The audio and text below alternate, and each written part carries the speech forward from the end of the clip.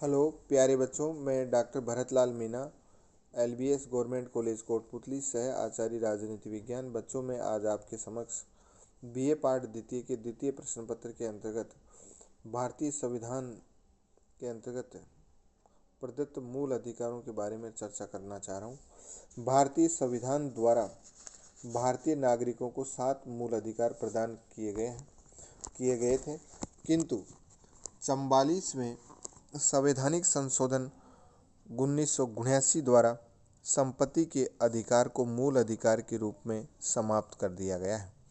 अब संपत्ति का अधिकार केवल एक कानूनी अधिकार के रूप में है। परिणामतया मूल अधिकारों की संख्या 6 हो गई है।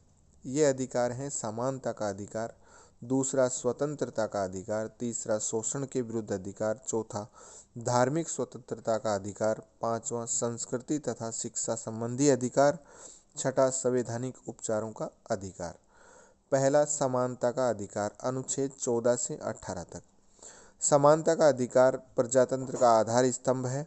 अतः भारतीय संविधान द्वारा सभी व्यक्तियों को कानून के समक्ष समानता, राज्य के अधीन नौकरियों का समान अवसर और सामाजिक समानता प्रदान की गई है एवं समानता की स्थापना के लिए उपाधियों का निषेध किया गया है। कानून के समक्ष समानता, अनुच्छेद 14 के अनुसार भारत के राज्य क्षेत्र में राज्य किसी भी व्यक्ति को कानून के समक्ष समानता या कानून के समान संरक्षण से वंचित नहीं करेगा। इस अनुच्छेद के प्रथम भाग के शब्द कानून के समक्ष समानता ब्रिटिश सामान्य विधि की देन है और इसके द्वारा राज्य पर बंधन लगाया गया है कि वह सभी व्यक्तियों के लिए एक सा कानून बनाएगा तथा उन्हें एक समान लागू करेगा।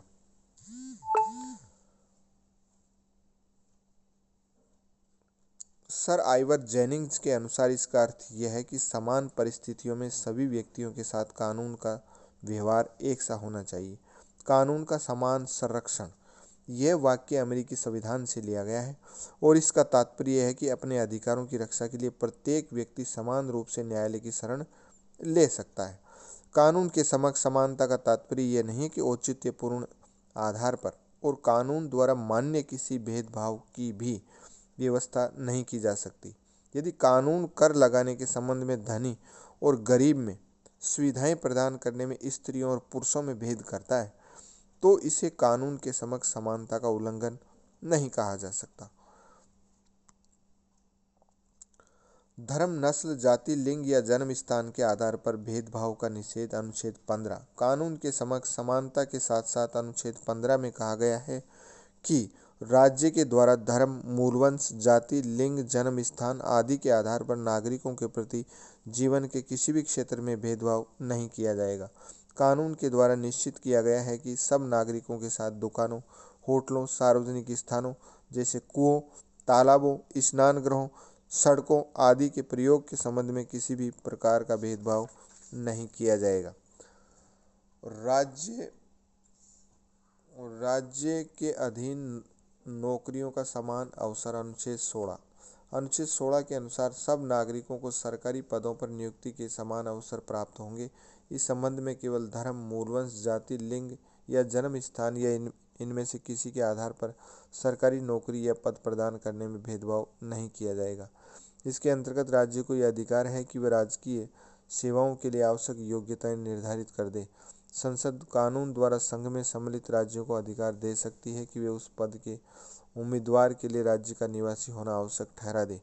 इसी प्रकार सेवा में पिछड़े हुए वर्गों के लिए भी स्थान आरक्षित किए जा सकते हैं। अस्पृश्यता का निषेध, अनुच्छेद 17। सामाजिक समानता को और अधिक पूर्णता देने के लिए अस्पृश्यता का निषेध किया गया है। अनुच्छेद 17 में कहा गया है कि अस्पृश्यता का अंत किया जाता है और उसका किसी भी रूप में आचरण निषिद्ध किया जाता है। अस्पृश्यता से उत्पन्न किसी अयोग्यता को लागू करना एक दंडनीय अपराध होगा। हिंदू समाज से अस्पृश्यता के विष को समाप्त करने के लिए संसद द्वारा 1955 में अस्पृश्यता अपराध अधिनियम पारित किया गया है, जो पूरे देश में लागू होता है।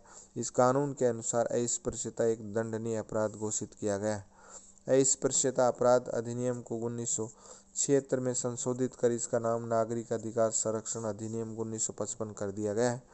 1989 में इस कानून को और अधिक कठोर बनाते हुए अनुसूचित जाति एवं जनजाति निरोधक कानून 89 का नाम दे दिया गया है।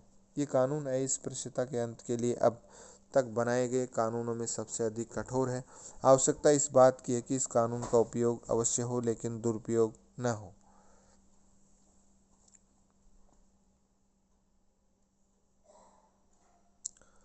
उपाधियों का निषेध। अनुच्छेद 18। ब्रिटिश शासनकाल में उपसंपत्ति आदि के आधार पर उपाधियां प्रदान की जाती थी जो सामाजिक जीवन में भेद उत्पन्न करती थी, अतः नवीन संविधान में इनका निषेध कर दिया गया है। अनुच्छेद 18 में व्यवस्था की गई कि सेना अथवा विद्या संबंधी उपाधियों के अलावा राज्य अन्य कोई उपाधि प्रदान नहीं कर सकता।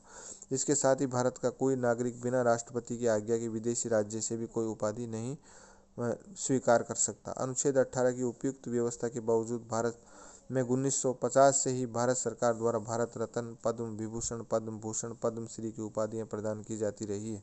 उपाधियां प्रदान करने की इस व्यवस्था को कुछ पक्षों द्वारा अनुचित और संविधान के प्रतिकूल बताया जाता रहा है। इस व्यवस्था को सर्वोच्च न्यायालय में भी चुनौती दी गई और सर्वोच्च न्यायालय ने इस संबंध में कहा कि उपाधियां प्रदान करने की व्यवस्था संविधान के प्रतिकूल नहीं है, लेकिन इस संबंध में शासन का समस्त कार्य विवेक संगत रूप में और उचित मानदंडों पर आधारित होना चाहिए। धन्यवाद बच्चों।